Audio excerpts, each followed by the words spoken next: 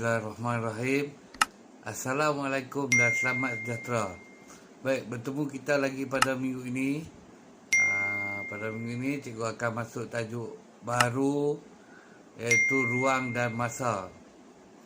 Baik, cikgu harap kamu masih ingat tentang topik pada minggu lepas, iaitu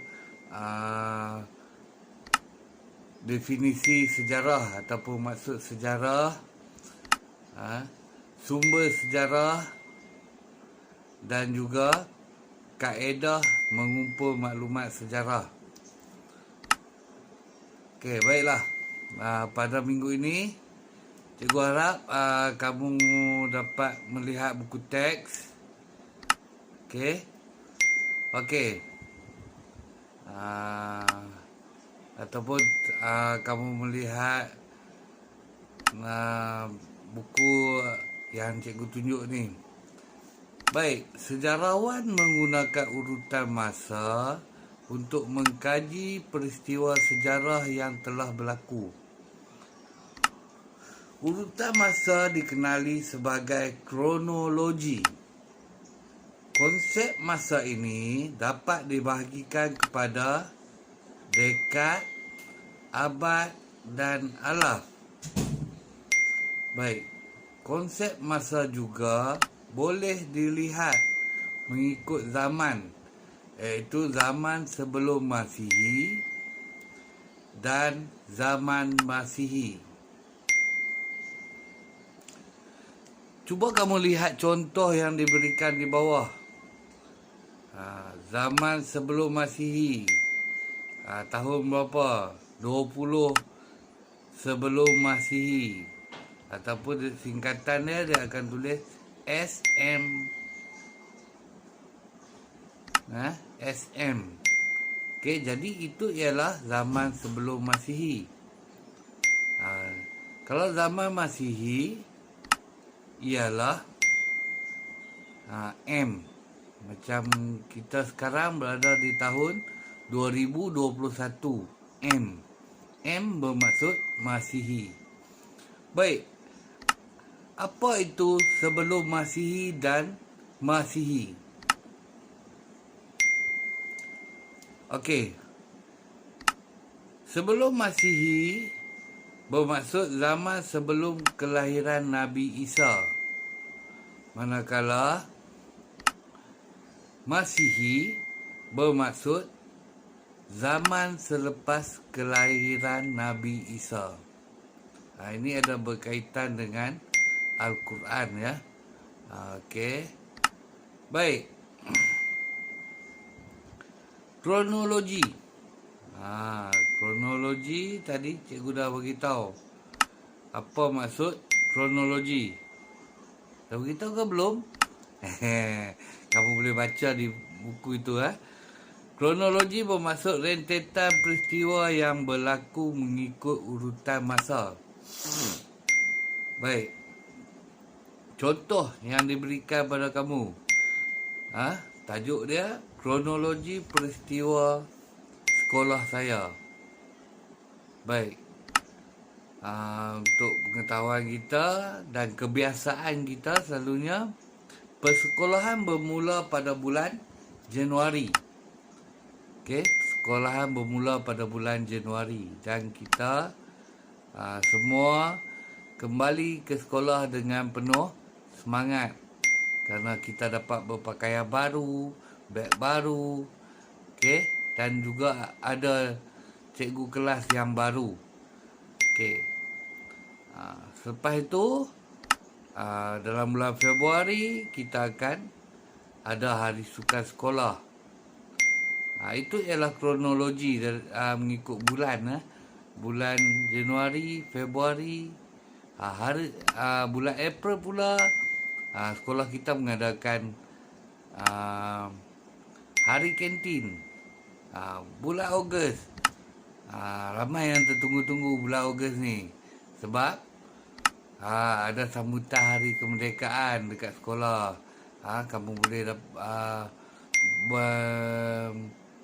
lakukan pelbagai aktiviti, masuk pertandingan. Okey, seterusnya Hari Anugerah Kecemerlangan. Itu selalunya pada bulan Oktober ataupun November sebelum cuti sekolah. Baik. Inilah yang dimaksudkan kronologi. Kronologi ni boleh mengikut bulan, hari ataupun tahun, ikut dekad, abad ataupun alaf. Baik. Apakah maksud dekad? Dekad ialah tempoh masa selama 10 tahun. Okey, kamu sekarang tahun 4, berumur 10 tahun. Jadi kamu telah hidup di dunia ni selama 1 dekad. Iaitu 10 tahun. Okey, manakala abad ialah tempoh selama 100 tahun. InsyaAllah ada orang yang akan hidup selama 100 tahun ataupun lebih ya.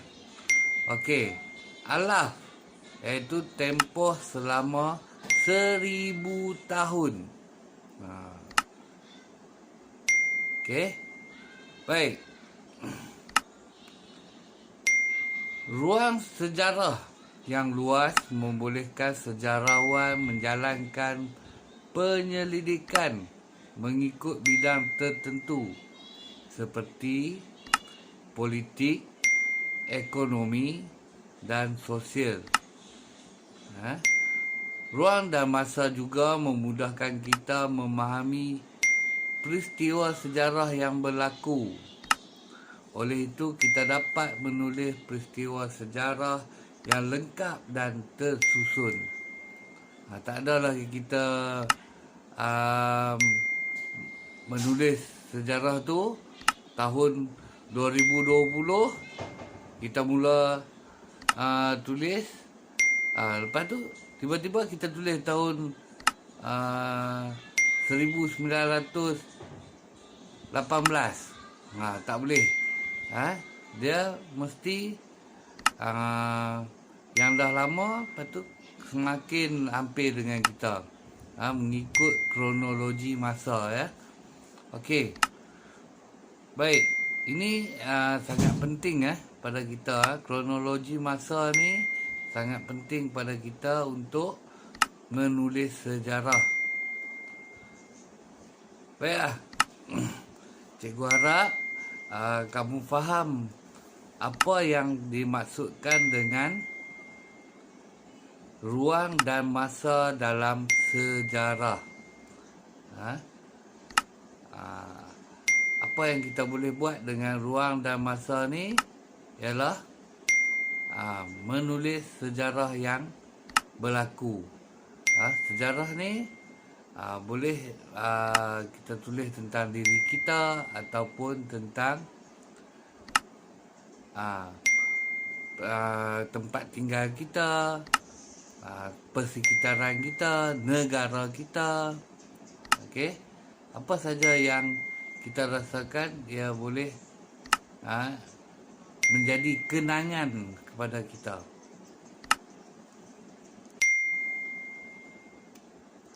Baiklah, cikgu harap kamu faham dengan penerangan cikgu tadi tentang kronologi sejarah, abad, dekad dan alaf.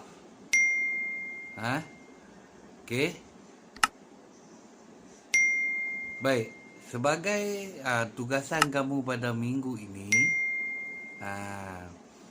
sebagai tugasan cikgu nak kamu hasilkan garis masa peristiwa penting di dalam hidup kamu. Okey, buat garis masa dan tuliskan dalam buku nota masing-masing ya. Baiklah, cikgu ulang ya. Untuk tugasan pada hari ini, cikgu nak kamu gunakan buku nota panjang tersebut dan hasilkan satu garis masa peristiwa penting dalam hidup kamu. Contoh, ketika kamu berusia 6 tahun, apa peristiwa yang berlaku pada diri kamu? Mungkin ada peristiwa yang menggembirakan, mungkin ada yang menyedihkan. Lepas itu kamu ambil satu peristiwa pada masa kamu umur 7 tahun, 8 tahun, 9 tahun dan sekarang 10 tahun. Mengikut urutan umur kamu. Itu ialah kronologi umur. Baik. Cikgu harap kamu dapat memahami apa yang cikgu minta kamu lakukan, ya. Okey. Jadi bagi yang telah siap, cikgu akan kumpul buku setelah diberi kebenaran ataupun diberi peluang untuk mengumpul buku kamu untuk dibuat, ditandatangani dan diperiksa. Okey. Untuk itu, sekian saja. Assalamualaikum warahmatullahi wabarakatuh dan selamat sejahtera.